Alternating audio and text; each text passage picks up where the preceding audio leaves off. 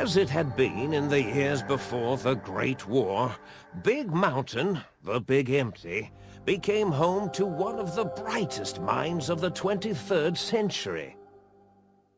The Courier watched over the Big Empty for years to come, caring for it and keeping its discoveries safe until they were needed to help others. Which had always been Big Mountain's purpose. Past the laboratories and science, it had always been intended as a place to build the future of all mankind. The Sync Central Intelligence Unit was impressed by the amount of exploration the Courier had undertaken. Facilities believed lost, destroyed, or ones that had simply gotten up and walked to new locations had been rediscovered by its intrepid new master. Internally, the artificial personality debated as to whether it preferred the old management to the new, and concluded that the Courier's thorough approach to research and investigation was admirable and worthy of its respect. Dr. Mobius continued his research undisturbed in the Forbidden Zone.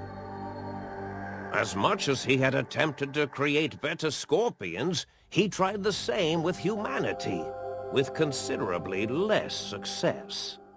These failures didn't bother him overmuch. Once the rush of mentats wore off, he forgot he had failed in any event. After all, the bright young mind who had come to visit him in the Forbidden Zone had already exceeded his expectations. The Sync atop the dome bustled with the voices of a small town, constantly chirping, arguing, and snarling at each other. Still, this all happened productively in the interests of its new owner. The Sync Central Intelligence Unit discovered, despite its inversion code, it was comforted by the sense of community the other personalities gave it.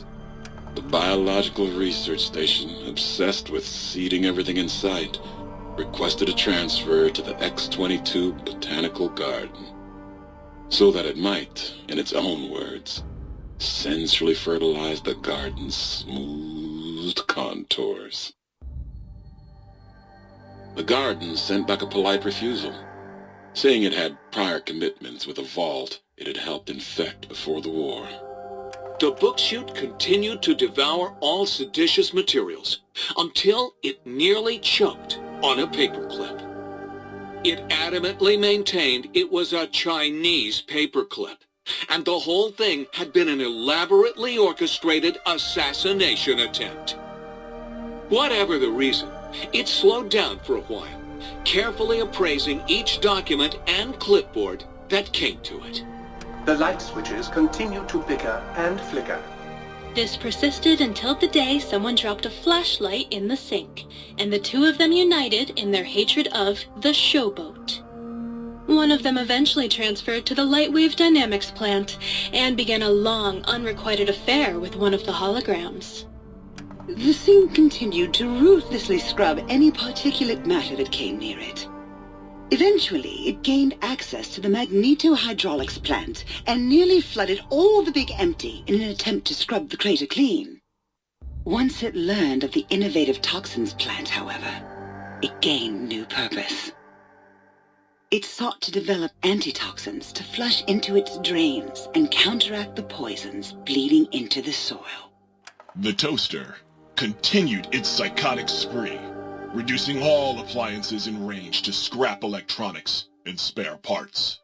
After one of its more psychotic episodes, however, the other Sync personalities decided enough was enough, and dumped the Toaster in a bathtub. Sparking and hissing, the Toaster swore its enemies would rue the day when they had bread and no way to toast it. Muggy did his best to collect coffee cups, although in his quest, he accidentally trapped himself in Higgs Village. It might have been the end for poor Muggy. Except, he found it peaceful there, tidying up the kitchens of the think tank professors back when they had been flesh and bone. Well, except for Dr. O, who was an asshole for having created Muggy in the first place.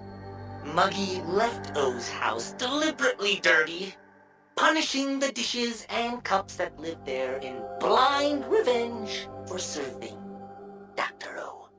Blind old Jefferson, with sounds the courier brought him, created a symphonic counter-frequency that saved Big Mountain from sonic invasion in 2910. If you didn't hear about it, good. It was rumored by the other personalities that he had a brief fling with the light switches. Although he forgot their names much too often and was soon left in the dark as punishment. Autodoc, always gentle and methodical, kept sewing up the courier in all the right places when the skin split open from repeated wear and tear. The Autodoc was just glad to have purpose again. It heard its simpler brothers and sisters who got shipped to the Sierra Madre were bored out of their skulls in that toxic dead city. In time, the Autodoc found a way to deactivate the Y-17 trauma harnesses, releasing the corpses they had held prisoner for almost 200 years. As the courier ran through the X-8 facility multiple times, the computers analyzed the test subject's movements.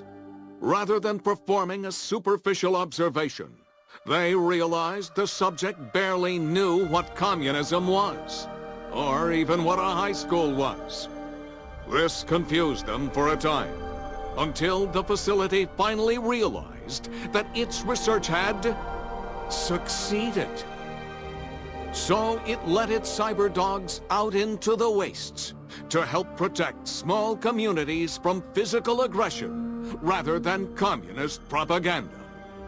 The infiltration program in X-13 felt spent, having repeatedly upgraded the stealth suit until it could upgrade it no more. It felt warm, fulfilled, and a bit sluggish.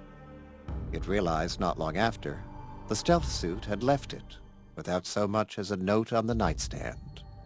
So the infiltration program sent out robo-brains into the wastes, looking for its wayward technology. It eventually found Repcon HQ, and set up a new research center, testing and murdering fiends who kept breaking into the facility.